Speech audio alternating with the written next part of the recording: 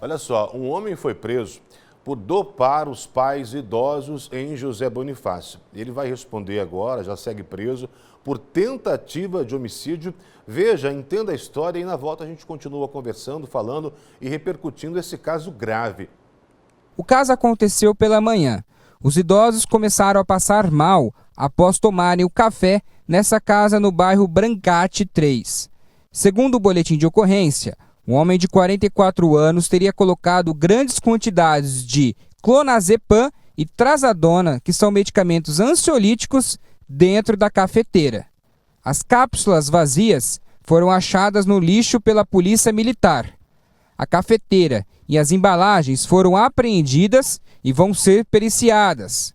Para a polícia, a filha do suspeito afirmou que ele é usuário de drogas e já ameaçava os avós. Os idosos de 75 e 79 anos estão internados aqui na Santa Casa de José Bonifácio. O que mais chama a atenção é que o crime foi realizado bem no dia do aniversário do pai do suspeito. O homem vai responder por tentativa de homicídio. Bastante grave essa história, né? E a nossa equipe tentou conversar, falar com a família, né, com a polícia, mas nesse momento ninguém quis gravar entrevista, até porque é um caso muito delicado, né? As informações estão sendo verificadas, as pessoas envolvidas estão sendo ouvidas, mas o importante é que o suspeito já foi identificado e agora responde por essa dupla tentativa de homicídio.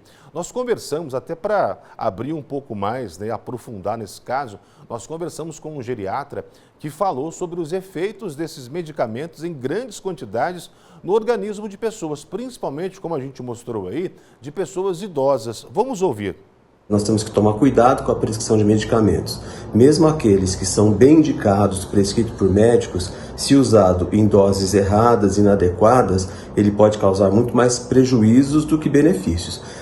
Esses dois remédios que você me disse que são usados, a trazodona e o zilepam, um é um antidepressivo, que é muito frequentemente usado em idosos, principalmente em idosos que têm déficits cognitivos para controlar o comportamento e o sono, para quem tem quadros demenciais. E o outro é o clonazepam, o nome genérico do remédio, né? Que é um benzodiazepínico que nós evitamos o uso constante em idosos, porque eles causam muita dependência e muita sedação, propiciando quedas, tudo.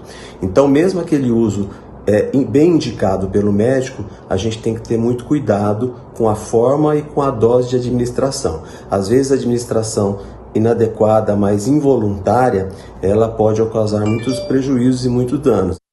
Exatamente, né? Eleva, né, a possibilidade de uma queda da pressão arterial, deprime, né, de forma muito abrupta o sistema cardiorrespiratório, ou seja, a respiração fica fragilizada, a oxigenação também, né? A vascularização do sangue para o cérebro. Então, muitas vezes, a pessoa que toma isso em excesso, sem saber, né? Quando a gente sabe, a gente procura reverter, procura atendimento. Mas quando o idoso não sabe, ele sente aquela sonolência, aquele cansaço, ela procura dormir porque acha que é um sono involuntário, um cansaço que apareceu e muitas vezes chega a deitar e aí ocorre o óbito. Isso é muito grave. Isso, inclusive, né, embora seja uma tentativa de crime, como a gente viu, de um duplo crime, isso vale essa recomendação também para quem costuma tomar medicamentos que são indutores de sono. Não é verdade? A pessoa, eu não consigo dormir, estou estressado, toma um, não funciona, toma dois. Muitas vezes bebeu ao longo da noite, está num grau de agitação, vou tomar um remedinho para dormir.